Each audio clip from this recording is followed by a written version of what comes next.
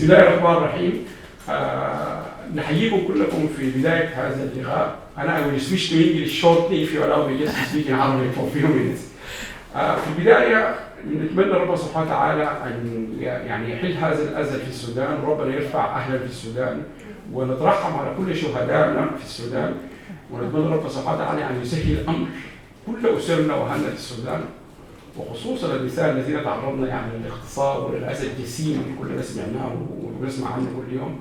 ونتمنى ربنا سبحانه وتعالى انه يعني نسمع اليوم قبل بكره بنهايه لهذه الحرب، وانه السودان يعود ليه والامان. يعني ما حصلت بلد مطار مقفول 5 أو 6 شهور. يمكن انا قلت الكلام ده بس لانه دايرين نبدا اللقاء ده واللي هو كلكم سودانيين الغالبيه هنا. انا will switch to English عشان I have to appreciate you. Thank you very much. It's very nice to meet you all. My name is Alam Ahmed. I have 2 roles here. One of them, I'm involved in Sudan Knowledge, which is a platform we established in 2008 at the University of Sussex with collaboration with the Sohier for Science and Technology. The project at that time was named Diaspora International Project. I'm an academic. I'm a professor of knowledge management and sustainable development. This is my area. I know you have seen me associated with these doctors. I'm not a medical doctor. I am very pleased to see you all here. This is one of series of events we have been doing from 2008, which is called Diaspora in Focus. Diaspora in Focus is to highlight some of the diaspora, their contribution, their journey, and how they manage to compete and to, if you like, to survive in the environment, which is, this is our home. I born in Sudan, and most of you, I think they born somewhere, we came here, and the term diaspora itself means people have dual nationality, or they born somewhere and they living somewhere else. So despite all these difficulties, people like me and most of you here, I think you all born somewhere and then you lived here. Like myself, I spent 20-something years in Sudan. They face a lot of challenges, culturally, emotionally, religious, everything. But in the workplace, there's an additional burden on us because we need to cope with all our colleagues, whether you're an academic or an engineer, or you have a grocery, or you are a mechanic. You will face all this happening in the UK. So the project started in 2008. Alhamdulillah, it was very successful. This series, yesterday I heard one of the people who was talking in one of these events before, she was voted as the best nurse in the United Kingdom. 2 weeks ago, I also heard from one of our colleagues who was very active from the Caribbean. He received a letter of acknowledgement and appreciation from the Prime Minister, Rishi Sunak, for the contribution he made for the last 7 or 8 years for the Windrush generations. For all of you who, they know the story of the Yamai and the Caribbeans. So we tried to highlight these people. Rudy Beige spoke a lot of time. He was one of the pillars here. And so on and so forth. So the idea or the objective of this Diaspora in Focus is to highlight someone. The project has been heavily biased to the Sudanese people because of 3 reasons.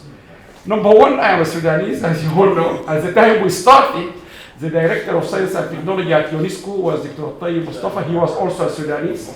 And at the time we started, the president of the 3rd World Academy of Science in Italy was a Sudanese, Professor Hagali. But more importantly, when we kicked this project in 2008 and then in 9, we thought we have to start by a sample of diaspora. And we found the Sudanese are the best group to start with, so we called for a conference in Brighton. And then in the Sudanese, we found that the best people to test the hypothesis of technology transfer is the doctors. Because we find almost every hospital now in this country, there is a doctor there. But in my field, like economics or academia, there's not much. But doctors are the best to try, and that's what happened.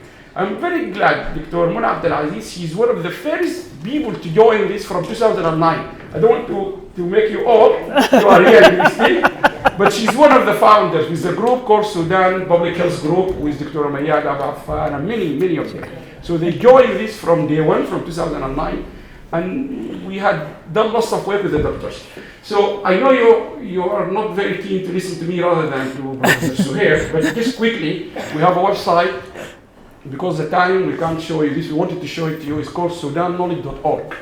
But this project is global. It's not just about Sudanese, Jamaicans, Syrians. I remember the Minister of ICT, Lebanon Minister of ICT in Marseille in France, he said to me, this network, if we find it, if we have it in Lebanon, it's fantastic, because the database we created, it can locate anyone either by gender or by his profession or by the city he's working. And if you need a doctor in, say, in New Zealand of Sudanese origin, you can find him.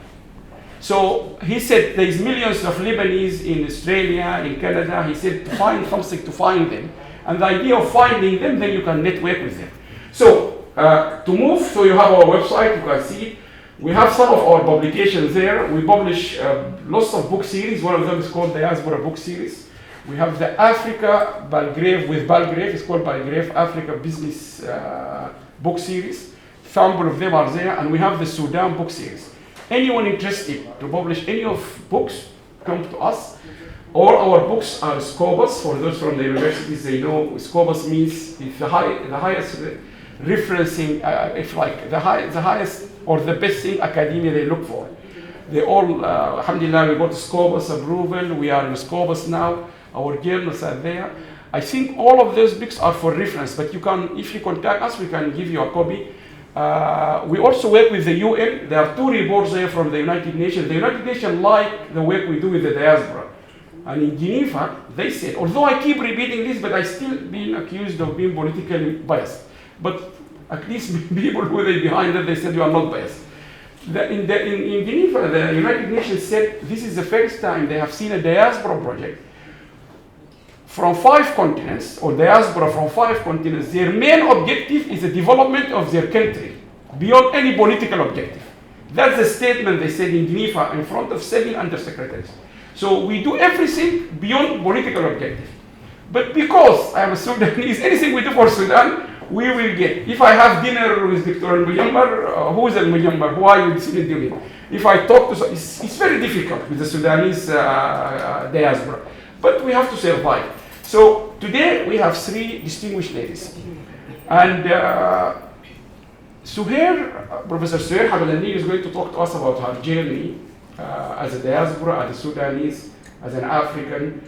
And I'm not going to talk too much about her because she's going to tell you who is she, what she has done, rather than I tell you or bore you by my stuff. But I tell you, when I met Sohier 7 years or 8 years ago, she came to us at the University of East London. She got that video in the university. The more you go into Google, and you can do that when you're going home tonight, the more you Google Sohier Hamdani, you don't find just medicine or gynecology or whatever it is in terms of the medical or the clinical side. You will discover more things. The last thing I learned about her in the last year, the work she's doing with Dr. Hassan al-Mujammar on Sudanese doctor for human rights. She's fighting for human rights. More you'll hear about this. I discovered something 6-7 years ago, many Sudanese people didn't know. In 2013, in The Guardian, big names, really big names, you need to go and do some of your homework. The Guardian published the most influential women in the United Kingdom. She was one of them. When I said that, one of the Sudanese, they said, I don't know. So that's the idea. Some people say to me, أنت بتجيب الناس تكبر كومن. Sorry in Arabic now. We need تكبر كومن لأن she's in The Guardian. If you look at the list with who with her, are all people you see them on TV. Wallahi Azim, all of them are on TV celebrities. She's one of them. And she's also on that list. I discovered it by accidentally when I was talking to my boss, which is Professor Farid Al-Fortune. Because Farid said to me, Alam, I heard this. When I looked at The Guardian, I said to her, look Farida, there is also another one here. I know. I found it here. So the more you go and dig about her, you know many things.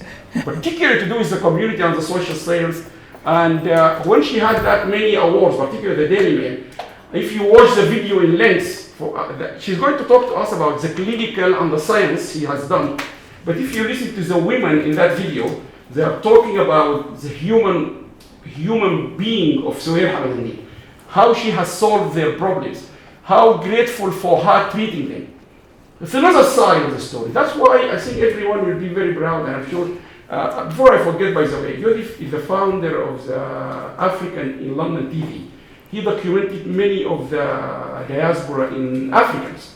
But from the Sudanese, top of my head, he recorded with Professor Al-Mu'izz al-Bakhi. He recorded with Dr. Hania. You know, the first cancer center in Africa is done by a Sudanese, Dr. Hania, and many, many doctors. So I think, thank you very much, Joseph. He followed this journey with us for many, many years. Even he traveled with us in Bahrain. So I'm going to let Sohier to talk, but distinguished two ladies on my right hand side, they are equally the same, distinguished, very pleased, making us all very proud. And both of them in front of you, each one of them, we will wait for her to tell us when she will come and talk to us here or at the university, because they both have a long story. What connects these three people, really, I found this. I was very pleased. All of them are women. We didn't mean for the three of them to be women, but they are women, and they are originally Sudanese. And more interestingly, they all have been to Cambridge. So they went to the best university on the planet, I think. The three of them, mashallah. And number 4, which is very important, women leaders. They are leaders in this country and across the world. Sohier is in UCL, one of the best universities in the whole world, University College London. Dr. Amuna Abdelaziz is the director of the public health in Salford, in Manchester. She used to be the director of public health in Warrington. And then if you go to Dr. Saleh Hamoud, she is, she is the lead for 3 divisions in the Royal Free Hospital, one of them nephrology. She can talk. So if you go and Google them, starting from the right, Oxford, Cambridge, Imperial, really, really big names. I've never been to Cambridge. I've been bullied by my colleague. I've been not been to Cambridge. When I've been invited to give a talk, I went back. I said, I didn't study, but I was invited to talk. Would that be enough? They said, it's not enough. So these ladies studied at Cambridge, Oxford, Cambridge, yeah, big names. So we should not just be proud of them, but they are leading the public health and the clinical work. These are Muna is the director. She also a Cambridge grad. If you look to Muna Abdelaziz as well, she was the best student, lots of Kitchener prizes in medical school in Khartoum. I think she was all the Sudan. One of the top in Sudan. She got a master, MD from Khartoum, master from Nottingham, then PhD from lots of things. Yani, mashallah. Sohier, lots of things. So we're going to give Dr. Professor Sohier to give us her talk. Then we will give both of them to reflect. And as I said yesterday, I tried to speak on Facebook because to connect with people. I said to them, Wallahi Azim, it's not easy and not usual to have a speaker like Sohier and you have 2 people like these 2 ladies to reflect on her. If you take them to the university, they will say to you, we need each one on a different day because it's 3 big names, يعني صراحة, Wallahi Azim. I'm very pleased, and I'm going to stop here. Sohier, the floor is yours. Thank you.